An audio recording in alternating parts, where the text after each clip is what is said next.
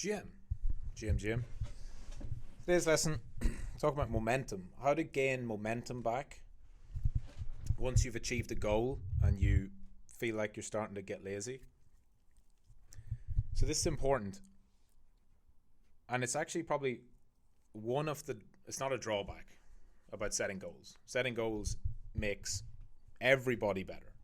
I don't know anybody who doesn't benefit from setting goals, because when you're accountable to yourself and you actually write it down and you plan it out, you're more likely to achieve it. There's endless literature on this. It's well known. Goal setting works. Saying you're going to do something, writing it down, holding yourself accountable, absolutely works. Now, what happens though is when you hit that and you complete it, your brain immediately gets that spike of dopamine of a job well done, and then it's replaced with what next? Because once you've completed something, you need to immediately give instruction to what you're doing next. This mostly happens with major goals, but you might even notice it during your day. In an everyday life, do you find that whenever you set your task, and let's say you set your one main task for the day and then you complete it, that something in you just sort of switches off? You can't allow that to happen. You have to always be moving on to the next thing. It doesn't mean that you never stop working, right? If part of your plan is, I get all of my work done, I complete my 3 main tasks, and then I spend time with my family, or I go to the gym, or I relax, that's completely fine. But if you know that there's more you should be doing, and maybe you complete your main task, but you sort of slack off on your secondary and third tasks, this is something you have to address right away, head on. And I think it comes a little bit too much from the idea of wanting to see constant progress and wanting to always see tangible returns for everything you do. Because a lot of the times, the tasks you do, the goals you set, they're not going to like put money in your pocket now. But what you are doing is you're putting money in the bank for later. You can't access it yet, but those little things, all the back testing, all the building systems, all the sales calls, all the reps in the gym, they don't equal massive success right away. Over time, the compounding effect does. So at each stage, when you complete a goal, when you crush a goal, you have to have the next one already lined up. That's why in boot camp, when you do your big goals, it's about your one overarching big goal for 3 years. Then you break it down. You break it down into year 1, year 2, year 3. You break it down into months. So the idea is, if you've got a 3-year goal to get $50,000 saved up, and year 1, your goal is to get 10,000, year 2 is to get to 30,000, year 3 is to get to 50,000, and then you know that year 1, your focus is to get to 10,000. Well, that means that you have to make 800 a month, roughly, across the 12 months to get 10,000, right? So if you go out in month 1 and you do overtime and you work extra and you make 800, when you go into month 2, you don't think, oh, well, that's it, job well done, I can slack and be lazy. No, because you already have the next goal lined up. You have to do that again and again and again and again and again to get to your 10K yearly goal. So it all becomes easier when you already know what your next target is. That's why you should construct your goals in such a way that they logically flow into each other, meaning that when you're completing something, it has a bigger purpose. Everything should be tied to a bigger, higher time frame, longer term goal that then you roll into the next one.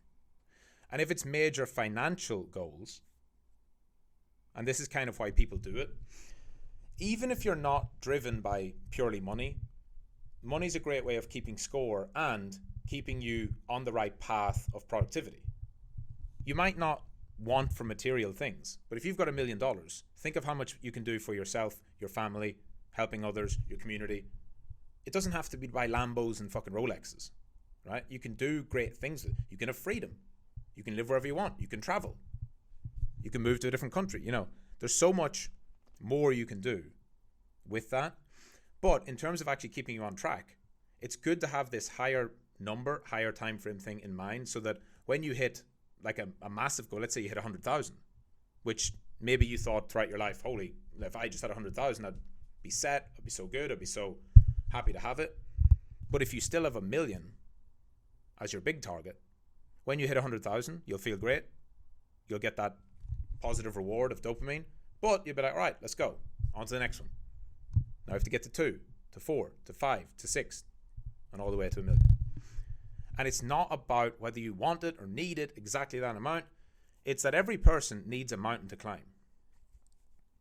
Life really is about the journey. As much as it's a cliche, it really is. It's about always having a mission. If you always have a mission, you always have a view of where you're going, it keeps you grounded and keeps you on track. And you hear this as well from people when they get to, a lot of people when they're growing up and they do think about success, they think about $1 million. But then when you speak to, and I'm fortunate to have spoken to and know some billionaires and spoken to many more people who know them, right? I've spoken to rich people who know many billionaires, and it's the same thing. Common thing happens over and over again. They're like, yeah, when I was growing up, I grew up poor. I wanted $1 million. That was my idea of success. Then I got $1 million, and I wanted 5. Then I got 5, and I wanted 10. Then I wanted 50. Then I wanted 100, 9 figures. Then I wanted $1 billion. And they keep going and going and going and going. And it's not because they're greedy. You reach a point where the money doesn't matter. But are you really going to sit back if you make 100 million by 40 years old? Are you going to sit back and just do nothing for the rest of your life? There's always something. And some people choose to just continue the game of net worth increase as a way of keeping score, or they realize that something else matters more, whether it's charity, businesses, building things, moving over into other areas, family life, starting a family, growing the family, development. They'll still have something that replaces their previous goal that they can move right into.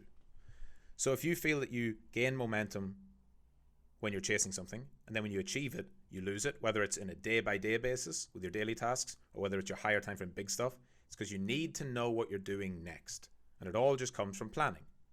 So plan things out in stages so that when you complete goal A, goal B is already there. And goal A should build into goal B.